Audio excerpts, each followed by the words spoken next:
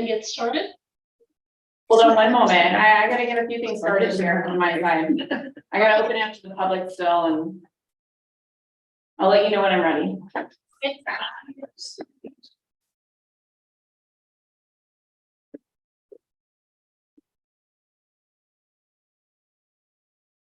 You can go ahead and start, Julie. Okay, great. Well, welcome to the Livermore Amador Valley Transit Authority meeting, June 27th, 2023. We are meeting both in person at the LAVTA building as well as teleconference location. I am at 123 Main Street, Pleasanton 94566. So I call the meeting to order, and let's stand for the Pledge of Allegiance. And I don't have a flag. I pledge allegiance to the flag of the United States of America and to the republic for which stands one nation under God, indivisible, with liberty and justice for all. liberty and justice for For all. all of us. Okay. Can I get roll call, please? Yes, so Livermore alternate branding. Here. Director Hernandez. Present. And Chair Testa. Here. We have a quorum. And meeting open to the public. Members of the audience may address the committee on any matters within the general subject matter of the jurisdiction of LAVTA Board of Directors. Do we have any members of the audience that would like to speak? So there's nobody here in the public today, and I didn't receive anything via email, and there's no attendees via Zoom. Okay, great.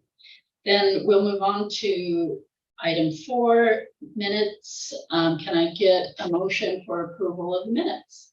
Hernandez will move. And a second? Did you second, Julie, or Chair Tessa, or should I, since I'm not, I'm You alternate, I can? You can. Okay, I second. Okay, all right, great. We have a first and a second, and all in favor. Do we need a roll call on that? We can. Yes, Livermore alternate branding. All right, Director Hernandez. Aye. Chair Testa. Aye.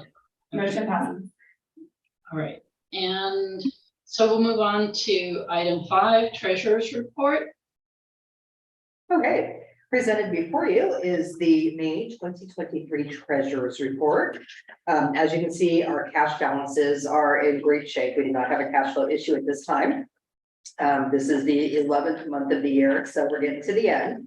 Expenses were at 71.4%, revenues at 88.8%. So again, we have a very healthy cash flow. We are expecting to come in under budget at the end of the year by at least $1.5 million. So unless some bill comes in that I'm not expecting. Paratransit is finally caught up on their billing, but we'll see how long it lasts, but they are coming up on their billing. So it is a fairly accurate treasurer's report. So that is awesome. Any questions? I don't have any questions. No questions, and no one from the public with any questions. So No, and there was nobody on the last item either in the public here.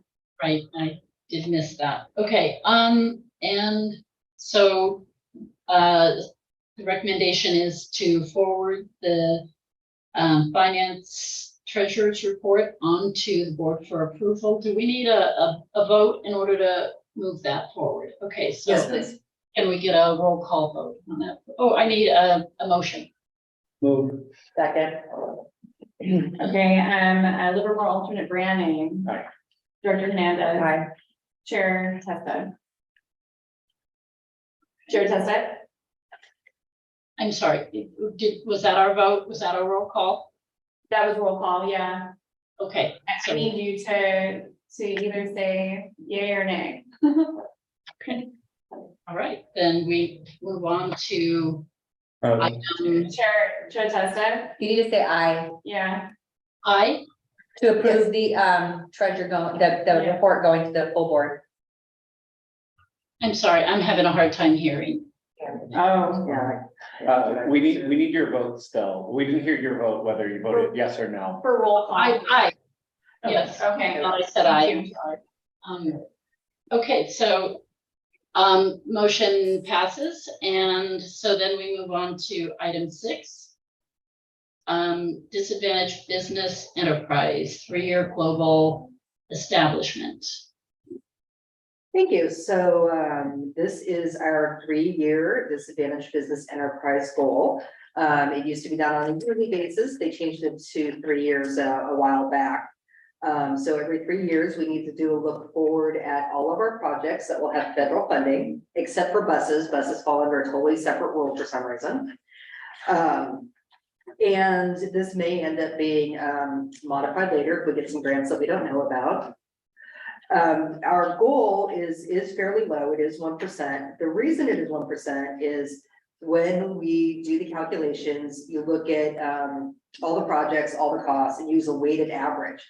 So within our projects, we also break it down between like project management, concrete work, whatever may be happening. 60% of our federal money is for purchasing a hydrogen fueling station, the dispenser. There are not presently any DBEs who either make that or distribute it. At least in California, we look within our region. So that's why our goal is so low. If you look at the projects individually, some of them will have higher goals, but as an overall goal for our agency, it is 1%. We did an outreach. We invited over 3,000 DBEs and organizations that represent DBEs to come to public meetings. One DBE showed up to send comments. So there wasn't really a protest. We explained once the math was shown to the commenters, they understood that why it was so low. If you took that project out, it would have been much higher.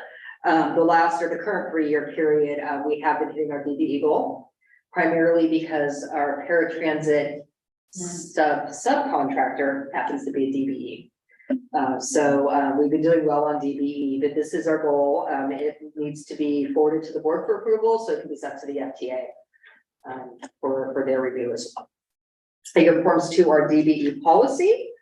We have other options of ways to calculate it. We can take it from another DBE recipient or another federal fund recipient, use their DBE goal, but nobody near us has the same projects. And you can also adjust the goal based off of how well you've done over a period of time and meeting your DBE goals. But our DBE goal for these next 3 years is primarily based on capital projects, and our last ones were primarily based on operating, so you really can't use one to offset the other. So I did not decrease it based on that. I left it at the 1%, which I'm pretty confident we will be able to hit. So I am available for questions. Any questions? I have this not super relevant, but I'm just really curious, like, how do you find the DBEs? You go to the DBE database. So there's a. Through Caltrans. Okay. Different agencies certify. Caltrans is one of them. Mark does it. I think AC Transit does it. Bigger agencies because it is a lot of work. Yeah. And then it all feeds into the Caltrans database. And so you go in there and you can sort it by what I usually do is Caltrans District 4, but you can do it by county. And then you first look up the NAICS codes, the North American Index codes, industry codes. So you're like, you know, I'm doing a concrete project, what's that NAICS code? And then you look up all the DBEs for that NAICS, and then you compare it to all the industry of that same type of work in that same area.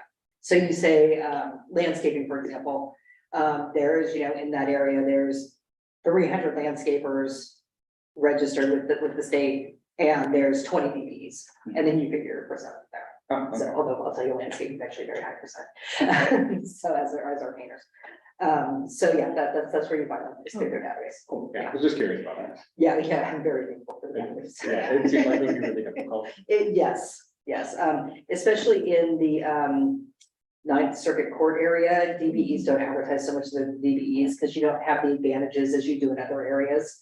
Where agencies, like if you set a DBE goal, you can exclude non-DBEs.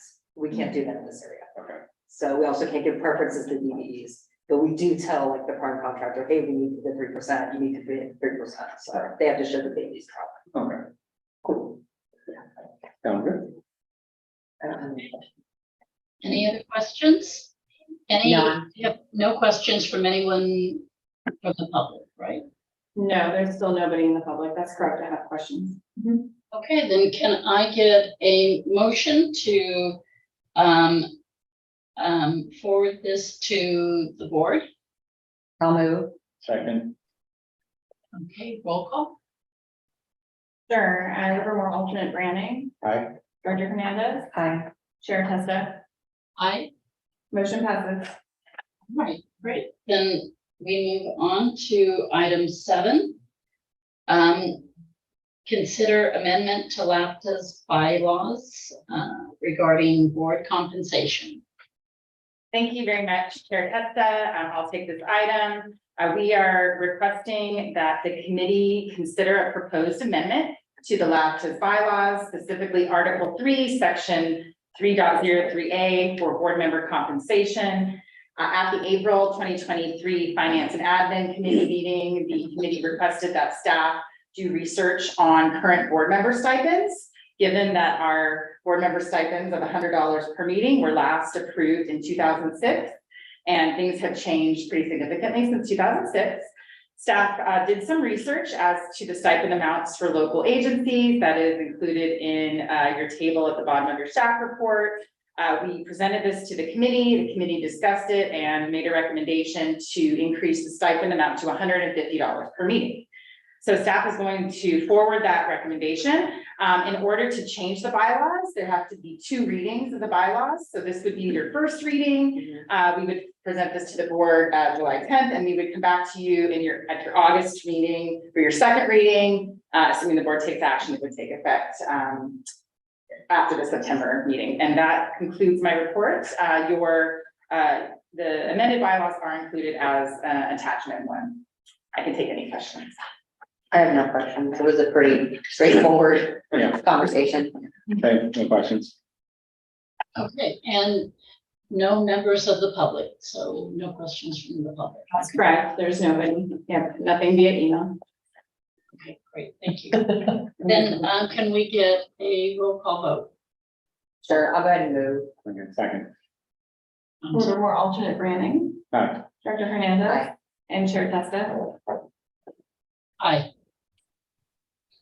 Okay, is that our roll call vote? I'm sorry, I am having a hard time hearing. Yeah, yeah, I think the speaker is set up to the TV and not the owl or the microphone. Because it sounds like it's coming from the TV and not the owl. There you go, Yeah. All right, so we Is it we still had a out? motion and we had our roll call. Yeah. It might just be.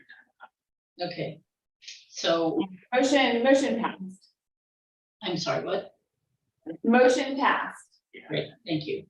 All right, so we'll move on to item 8, updated passenger code of conduct policy. Yes, thank you, Chair Testa, Mike Tobin, Director of Operations. So today I'd like to give you a quick update on our updated code of conduct policy. So just a disclaimer, we have Mr. Brendan Adams here from our legal counsel. He'll be here just to answer some of the more legal technical questions. Thank you, Brendan. In your packet, you should all have the old code of conduct. So that was last updated, I believe, in February 2015, so over 8 years old. Here we have the updated one. This is just a draft and a working version. Unfortunately, we would have gotten it out to you earlier, but we did get some late legal comments. And so this is really a working version. The final version will go to the board on July 10th. So if you want to review that as I'm going through these slides, do you want to pop up my slides real quick, Jennifer? So again, the board just approved the agency safety plan. And so along with an ASP, code of conduct is really another tool in our disposal to really help ensure a safe and secure system. So today I just want to go very briefly over some of the major, more significant changes that we're implementing in this iteration. So if you want to go to the next slide. So really the biggest change is we wanted to give the plan or the policy some teeth. So really in the way of enforcement, we didn't want to be too prescriptive. We wanted some flexibility and discretion in dealing with certain issues. We also didn't want to be a little too punitive, or have a process that was simply too difficult to adhere to. Obviously, we're a smaller agency, not a lot of staff and bandwidth. So just something with teeth that we could use and reference when we want to prevent someone from riding our system and they present a clear and present danger. So going on to California Penal Code section 640, that is really the California statute that governs criminal acts on a transit system. So right now, historically, that's what we referenced in our policy. However, pressing criminal charges, this can be an arduous process, right? You have to press charges, follow up with law enforcement, and then follow through the superior courts. And it's a lot of time, and it doesn't get you those results that you need to get someone off your system right away. So the penal code was actually amended, and language was added to allow transit agencies to establish sort of what I call a quote unquote transit court, where they can actually issue administrative penalties, citations, civil penalties, if you will. However, again, that requires a lot of staff time, a lot of high level of effort. So subsequently, they actually updated the California Public Utility Code, sections 99580 and 99581. And so this also gives agencies like LAVTA, we don't have a lot of staff, it does still give us a mechanism internally to pursue, issue warnings, violations, go through a disciplinary process, and ultimately suspend someone from riding our service. However, to actually do this, we need our governing board to pass what's called an ordinance, which is essentially a resolution stating that we're going to be adhering to the PUC sections, and this is the process. So we actually added the process in this new code of conduct. It's just taking language directly from the PUC sections. And so it's all in there for your review, and it's still being worked on again. But like I said, this really gives us a mechanism for an administrative process where we can issue warnings, do investigation, issue violations, and then ultimately suspend someone. There's also an appeals process, and they have a right to a hearing under these PUC sections. So that's all again outlined in the new plan. Next slide, please. So really quick, so it's just minimizing is making the process faster versus having to go through all the red tape. Well, we didn't really have a process in place. Yeah. That's the thing, is our plan was, as you read it, it's in your packet. It's just very general and vague. It just says any passenger violating this policy can be removed from our service, and that's pretty much it. But we'd still have to go through those steps though. I mean, I get, we're trying to get more detail, but we still have to go through the same steps. Like currently our policy doesn't specify an appeals process. Right. Yes, yeah. And that's And- something we need to include moving forward. Why was it in the place? But that, I don't know. You know what I mean? And Brennan can speak more to it, but I think Because specifically. wouldn't you have, as our law office, wouldn't have you put that in place to begin with? Right. So the previous customer code of conduct, as Michael mentioned, basically it just cited state law and said these things are not permitted on the system. And so by invoking state law, it gave LAVTA the right to pursue somebody in court for, say, vandalizing a bus. This administrative procedure is prescribed by the legislature, sets out steps. That appeal process you were just discussing is actually included step by step here. The legislature has basically said, okay, if you'd like a more simplified process to be able to do things a little bit more informally in-house, suspend someone from the system, these appeal process steps we think are appropriate, and you can pass an ordinance and establish this for yourselves. So that's the process that Michael is looking to get started here. Right. And so. I'm just wondering why it's taken so long. I guess that's my big concern. Brandon, do you have any insight as to, and I don't know how long you've been at Hanson Bridget, but do you know why this wasn't, the penal code wasn't referenced, or PUC wasn't referenced in the 2015 code of conduct? Right. It was just passed in 2017. So this is a somewhat recent development in the law. Well, that's the question. That was the answer. Go back to that last slide. Yeah, so I think that the legislation passed in 2017. So prior to that, you could, under California Penal Code 640, and Brendan, correct me if I'm wrong, you could actually issue citations. However, you had to pass an ordinance and you had to have a process in place, and we just couldn't, we didn't have the bandwidth. Okay. So that's why they established PUC, and since it's been established, we just have not updated our code of conduct policy accordingly. So that, I think that's sort of the context there.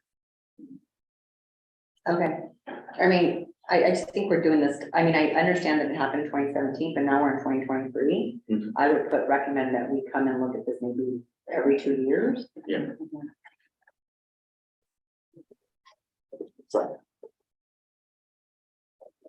So again, those were sort of the more significant changes to the policy. So just adding that reference to PUC and outlining the whole administrative and suspension process. However, we did make quite a few minor updates, just added clarifying language to certain sections where the language was maybe a bit vague or not as could be just articulated a bit better. We specifically added language regarding mobility aid device securement, which we've had a recent rash of incidents in relation to. So we actually specifically referenced the federal regs that require a mobility aid device to be secured in our vehicle. We actually outline our current process for securement, and we are explicitly stating in the policy that if you refuse this, and I can just read any refusal to allow the securement of a mobility device in a way that is not consistent with the existing securement policy, will be considered refusal to be secured, and passengers can be asked to board the vehicle. So that was not explicitly stated in the old version of the policy. We also added references to the California Penal Code in reference to operator assaults. And so as you can see, they come with some very hefty fines and significant jail time. So we wanted to update that and add that language in there. And then we also added a specific section for our student riders. So this basically says that this entire policy is applicable to our student riders, and it outlines the process by which we will identify the student, send footage to the school, work with staff to identify the person, then Work with the police. right. Yeah. So that was not in there either, and we just think it, again, it's really giving it a bit more teeth, a bit more stick, right? And so and I think there was talk about having it included in some of the material. Yeah, we were talking about, with our constant struggle with our student rider behavior, talking about having it as a part of the registration packet that parents click through and say, yes, I agree. In order for them to. To ride the bus. Oh, no, I think that's a must. Yeah. And I think it's, I don't know if you've had time to go speak to the principals, but, or not the principals. I spoke Well, to principals or the Superintendent, superintendent. yeah, we've been, Yeah, but I think it's really important for them to understand because I just don't know that it gets to that point. right. Sometimes. I had a great meeting with the superintendent of Dublin Unified, and I am going to convene a large meeting of superintendents as soon as they are ready to come and have meetings, probably in August, and talk to them about this and just our general, how we schedule service, so. Yeah. There were some bad actors. Yeah, Some were from Dublin, so. Yeah. I've heard some dozen problems, but They're everywhere. I mean, it's there, and I think it's important on that, just to know for the students and for the schools to understand, they can lose their privilege for the whole school year. Yeah. Mhm. Which for some students, that's a really big deal. Yeah. And it's, And families. from my understanding, it's not just they lose their privilege of like their free pass if they have one. They would not be allowed to Correct. ride. So, Yeah, and some schools will actually suspend students. We met with the city of Santa Rosa to talk to them about their code of conduct, and the schools will suspend the students from school and from riding, so. So that's pretty much it. Again, there's no action item associated with this. It was informational only. And again, we're gonna work on finalizing the code of conduct policy. You all will receive a final copy prior to the board meeting in July. So open to any questions you might have. so for the mobility devices, you said you were having some issues. Is it just people not wanting to secure? Or were there actually issues following that? Or- We have a frequent challenging customer, who has a very large device, oversized mobility device. And she'll stop the operator from securing her and redirect them and tell them to do it differently. And like, she's very Yeah. assertive and she's the personality. And so that's one example. Yeah, but some of them, and understandably so, they're very particular about their chair but we have a standardized policy and basically the way we train our operators is it's a 4-point tie down system. They do the front first, then the back at 45-degree angles, and they do over the shoulder and lap belt. This particular rider just wants the back secured first rather than the front. And so I'm not entirely sure, but it's been a challenge and especially with our operators. So again, we just wanted to add this standardized language so we're consistent and we're able to enforce that policy. And reasonable accommodations can still be Yeah. requested. I just want to, that always is the case.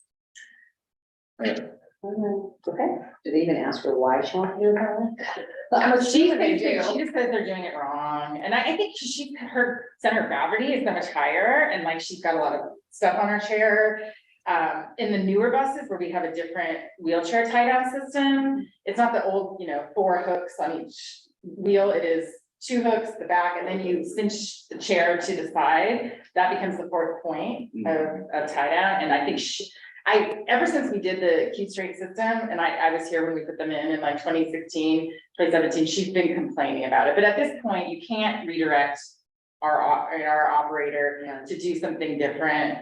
It's just a liability It's issue, totally and then they're trained a very specific way to do it, and Yeah. so. She's actually claimed in the past that we've broken her mobility device on an area that we would not touch and had video showing we did not touch. But she said that the way we tied it down broke the controls.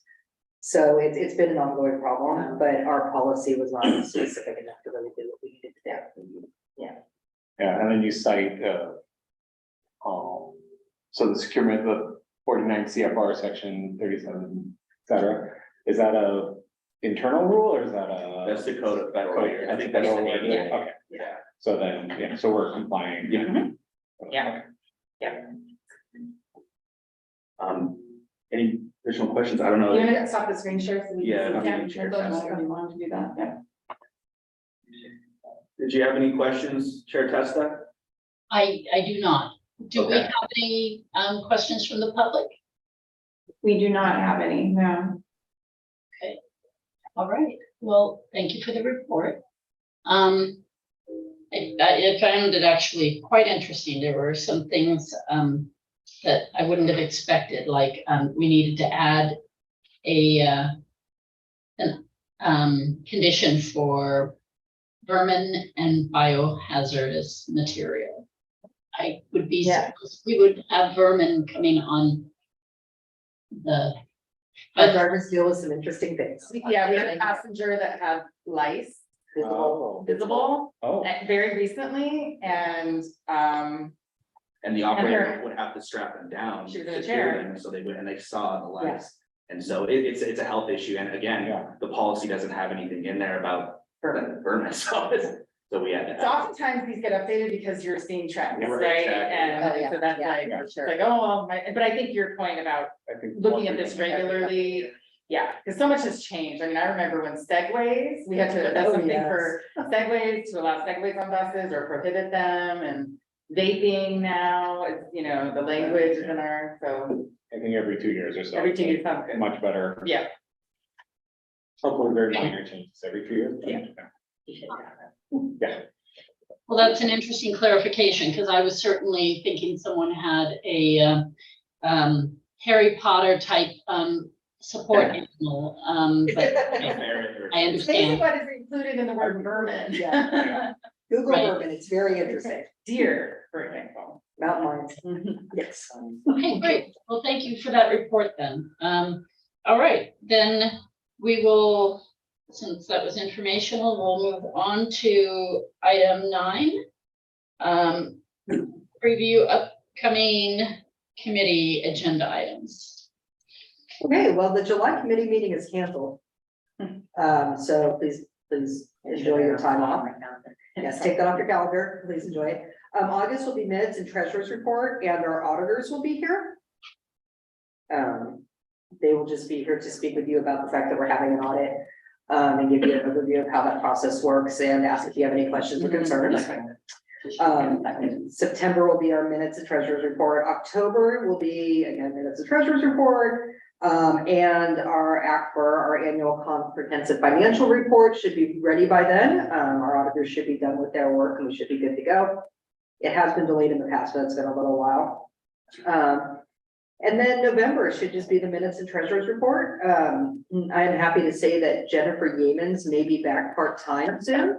So this may get completely updated with all kinds of new stuff that she needs to look into that I don't know about. So we shall see. Okay, great. Thank you. Then if there are no questions, we'll move on to Matters initiated by committee members. I don't have any. None here. Okay, then we will, our next meeting is scheduled for August 22nd. And when is the rodeo? That's October, right? October 28th, October 28th. October 28th. We'll send out a calendar appointment for that. When do we practice? I know, we'll figure that out. We have a video to show you at the board meeting of our rodeo consultant driving the course. So, Very cool. Okay, well then I think we're adjourned. okay. Cool. Okay, thank you. Thanks.